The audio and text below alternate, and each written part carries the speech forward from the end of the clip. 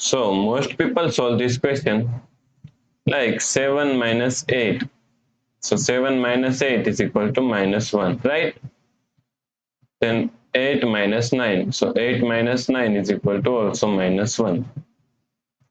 Now minus 1 times minus 1. So minus 1 times minus 1 is equal to 1, right? But this answer is not correct. This answer is completely wrong. So now let's solve this problem correctly by using a PEMDAS rule, right? So PEMDAS, P-E-M-D-A-S.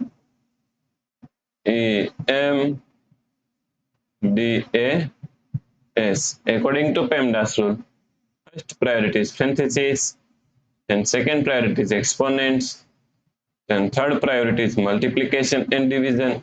Here multiplication and division both have equal priority, so we have to solve it from left to right.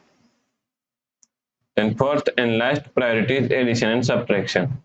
Also addition and subtraction both have equal priority, so we have to solve it from left to right. So in this question, here we have subtraction, here multiplication, and here subtraction, right? So according to PEMDAS rule, first we have to solve multiplication, then we have to solve subtraction, right? So first we have to solve this multiplication. So now 7 minus, now 8 times 8 is equal to 64 minus 9, right? Now here we have subtraction and here subtraction, and both have equal priority, so we have to solve it from left to right. So first we have to solve this subtraction, right? So 7 minus 64 is equal to minus 57 minus 9, right? Now minus 57 minus 9 is equal to minus 66. So the correct answer is minus 66, right?